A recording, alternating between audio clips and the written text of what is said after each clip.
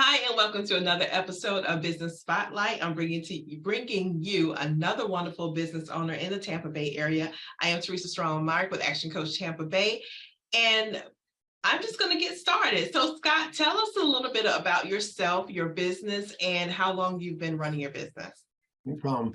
Well, my name's Scott Peper. I'm the CEO and founder of Mobilization Funding. We are a financial lender. We do specialty lending that's specific for all kinds of businesses, but we have a strong focus in construction trades, particularly subcontractors or general contractors that are actually executing the work, as well as manufacturing and other small businesses, small to medium-sized businesses that are growing or they have opportunity to grow. Maybe they're in an underserved sector from the lending world. Traditional banks don't like that industry for one reason or another, or they perceive it to be the wrong type of lending or the wrong industry or the wrong spot to lend in. What we do is we look at companies that are trying to grow, that have great revenue opportunities in the form of a contract or a purchase order or a master service agreement or some type of opportunity with their customer that we can finalize, we can see.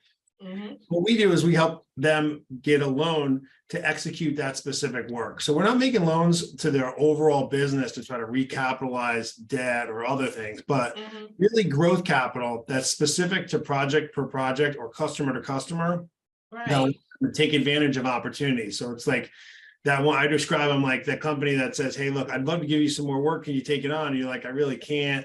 Or they don't want to take it on because they just know it's going to take too much cash to run. We're a perfect fit for that because we're going to help them execute that just for that. Or, you and Teresa, you and I come up with a great, new product and you're selling it and you're doing a great job. And then all of a sudden you walk into a big department store and then you walk out with that $1 million PO or that $10 million PO and you and I are high-fiving. And then all of a sudden we both go, oh no, what are we going to do now? Right. Right. We're a great fit for that type of opportunity. We're the lender that will look at your revenue opportunity in front of you with a customer.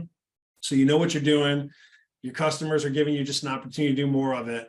And you just don't have the working capital to pay for like cost of goods sold or the extra labor to execute on that job. You have all the money there once you get paid for it, but your customers pay you in advance and say, hey, give me the product, or hey, I'll pay you in advance and build me this building or take care of this part of the building, whatever it may be. So that's what we do. That's perfect. That just answered every question I had about your business. So that's wonderful. Well, I've done this for a little while, so I've gotten good at explaining it in the most efficient way, I think. That is wonderful. What led you to this type of work? A silly friend of mine called me one day, 10 years ago. I was working in the medical device business. I was a sales rep and doing well. And we used to call it like slinging metal. We sold metal and orthopedic implants, or I worked in vascular and intervascular devices. And one day a friend called me and said, hey, I got this great buddy of mine I met here. And, we got this great idea. And here's what we're going to do. We're all going to put a little bit of money in and we're going to make loans to commercial subcontractors to do work in commercial projects. And I said, you're absolutely insane. Like, why would we ever do that? I worked in and around one of those businesses. My dad had a construction company that was a commercial glazer. So think of glass and aluminum. We're here in Florida. So think of like a public shopping plaza, all those doors, all that glass on the store. So I spent a long time doing that. I also watched my dad build and grow his business. And I knew the cash flow struggles, it takes a long time to get paid. Right. So of course you have those stigmas on certain businesses, construction is no different than any other. I just thought this is a stupid idea. Why would we ever do that? But truth is, Teresa, I'm also afraid to lose or miss out on an opportunity. So of course I said, sure, bud, let's do it. Let's figure it out, and we did. It was a hobby back then in 2013. We made a couple loans. It worked. We raised a little bit of money. And then we started to kind of turn it into something. And that's how I got into it. Awesome. So what has been, because we're talking to business owners, what has been the biggest challenge for you? Let's say just over the last 3 years. It's funny. Well, if you're specific to the last 3 years, if we're going to focus on that, we've had the best success in the last 3 years. And I think it's because it started with what was going to be some of the most pain, like COVID hit, and everyone got scared. We were no different than that. We didn't know what that was going to mean. We're lending, here we are lending to businesses that are potentially getting shut down or about to get shut down, just the unknown. And so it actually turned out to be the best gift we ever had, because what it did was it made us focus specifically on all aspects of the business, who we wanted to be, what we wanted to be, what we wanted to do.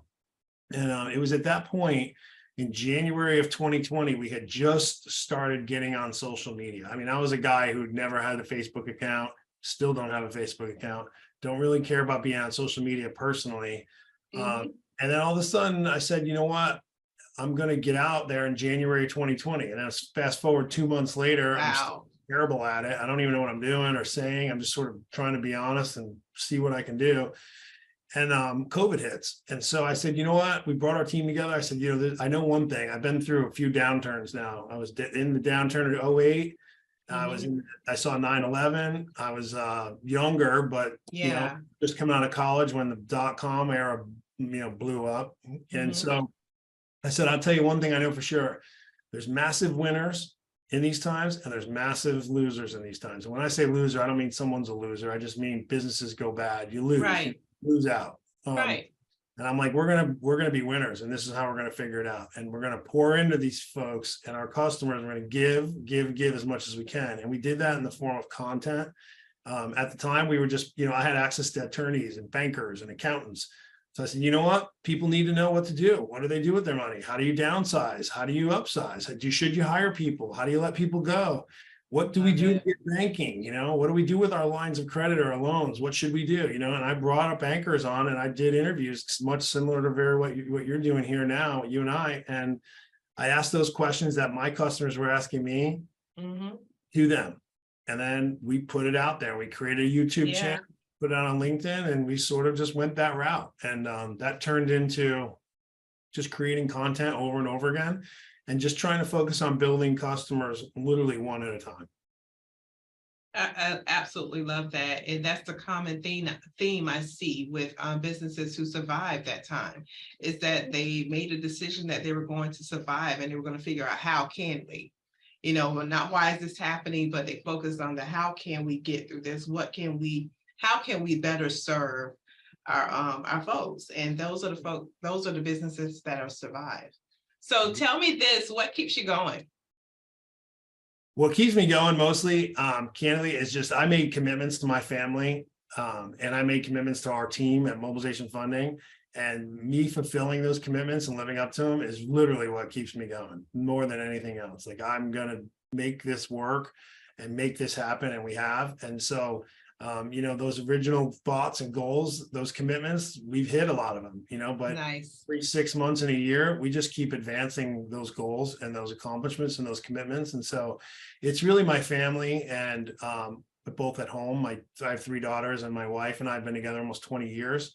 And not together, been married almost 20 years, together even longer. And then the commitments I've made to our team here, we've done a lot together. We've accomplished some amazing stuff in a field that no one has ever entered before, trying to do it in a way that no one ever has before. And when I say that, I don't mean like we're so creative lending. There's plenty of lenders. I just mean doing it in a manner like how you react to your customer, the way you work with customers, the way that you make them feel, and delivering in an area where a lot of times people are frustrated with banks. They're even more frustrated with specialty lenders.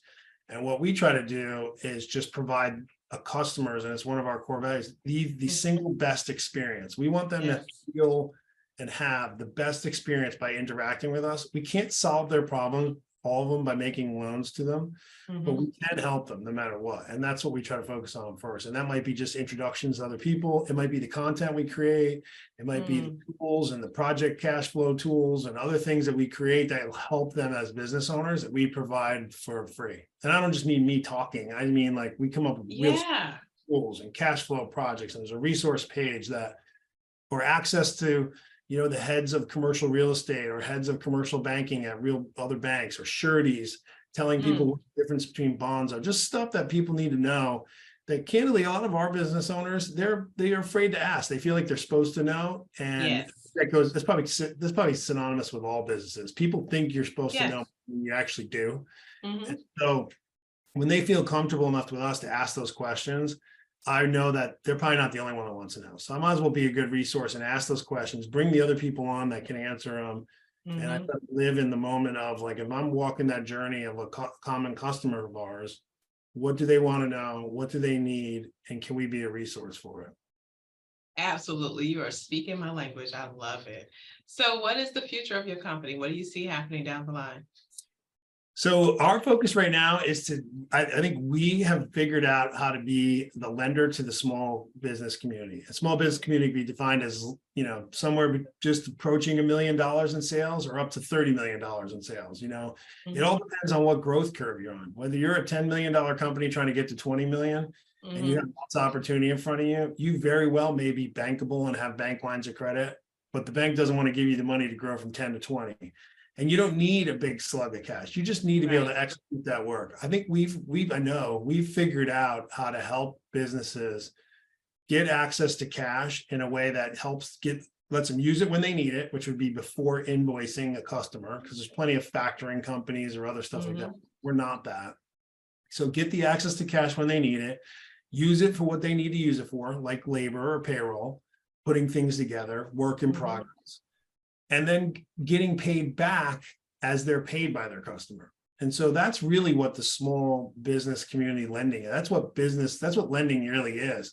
But if you go to a traditional bank, banks will tell you, you know, they lend to the same folks with the same assets. And it's not because banks don't want to do it. Matter of fact, they really do. They just haven't figured it out yet. It's service intensive and it takes a lot. And we've invested the time and energy to do that. And that's why it works. That's what we're doing.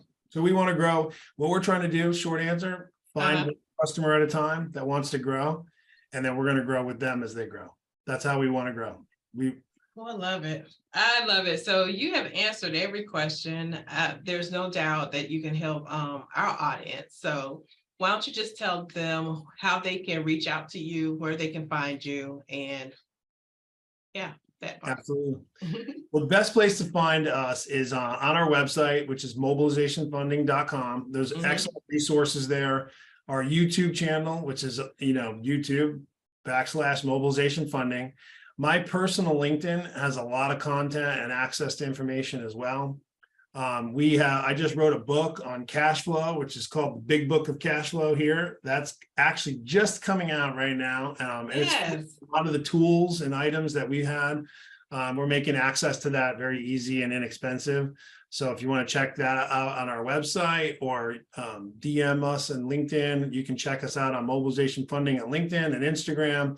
But our main feed is LinkedIn. That's really where we're at. LinkedIn and YouTube, both Mobilization Funding, my personal page, and then on YouTube, of course, Mobilization Funding. Wonderful. Thank you so much for your time. You are a wealth of information. I invite all of you to make sure that you are connected with him because you just don't know when you might need him. So thank you again. Have a wonderful day, y'all. Thank you, Teresa. I appreciate the opportunity. Take care. You're welcome. You as well.